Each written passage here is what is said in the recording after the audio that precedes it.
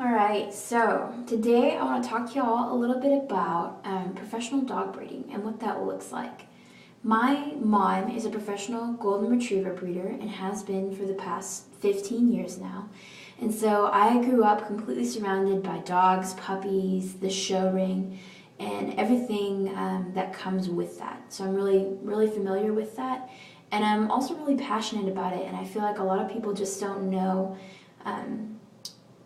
what really goes into a professional dog breeding versus a backyard breeder who is just doing it for the money. So I'm sure you all have seen the cute, fuzzy, adorable little puppies in the pet store or even on the side of the road or in a parking lot, people trying to sell them to you. But how do you really know what you're buying? Where is the guarantee that that puppy is going to be well socialized, it's going to have a good temperament and be healthy?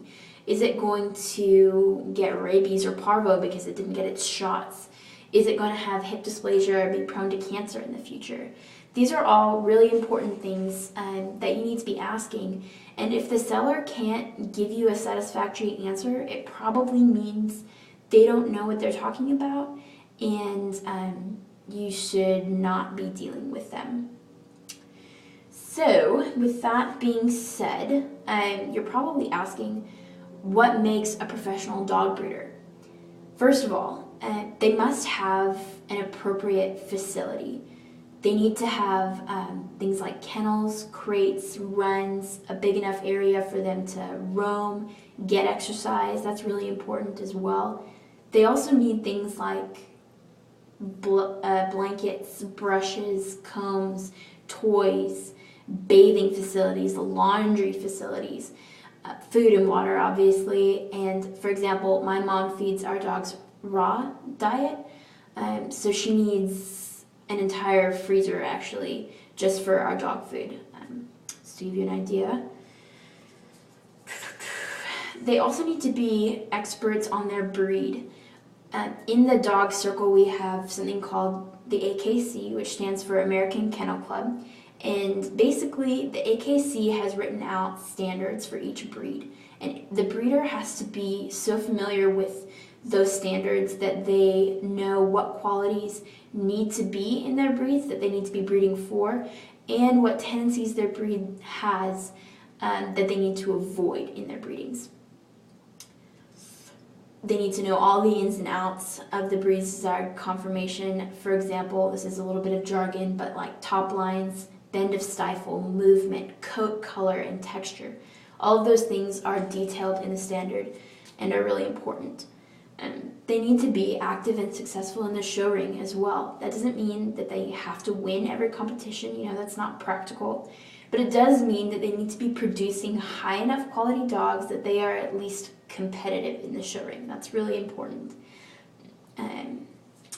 So I'd like to leave y'all with just some really practical advice that can help you if you ever decide to get a puppy yourself. Number one is buy from a reputable purebred breeder. Check up on them, email them, call them, find out everything you can about them, ask around if you can at all, get in touch with previous clients of theirs and see if they're satisfied with the dog they got and the service they received from the breeder. That will tell you a lot about the breeder. Visit their facility. This is huge. I cannot stress this enough if you don't take anything else away from this speech. Visit the facility of the breeder if you're looking to buy a puppy from them. It will tell you so much about the dog you will get. If it's clean, well-kept, professional, organized, that passion and commitment will come through in the dog that you get. But if it's not well run, then most likely you're not going to be happy with the dog. That will just kind of translate. Also, try and get to know the breeder personally. If you like them and they're easy to deal with and they're polite and courteous and professional, then that's probably the relationship you're going to have with them later on.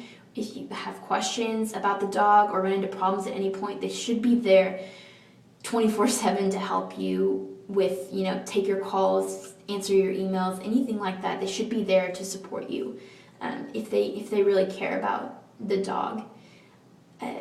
Ask about the sires and dams health clearances. They should have passed hearts, hips, elbows, eyes, all of those with flying colors. And that just means that the puppy that you get is not likely to have problems in those areas. And that just means no expensive vet bills in the future for you, which is really nice. And again, ask about temperament and socialization. Good breeders are aware that, you know, people have kids, people have little kids, and they don't want a nasty dog that's going to bite them or play rough or things like that. So that should be a really a big priority for breeders. And if it's not, then that's probably not good. Just use good judgment. Again, common sense is huge here. If you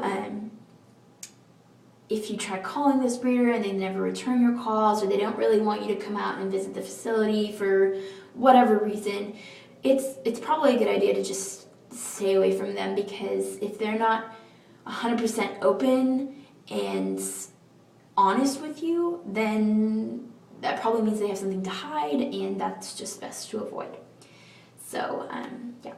Do your homework, research them, again, check up on them. That is huge. Call around, find everything you can about them, and be willing to spend a little more on a quality dog, because in the long run it's probably going to be less expensive, because you aren't going to have those really expensive vet bills dealing with hip surgery and all kinds of things like that, because you started with a good dog. So, buy from reputable purebred breeders.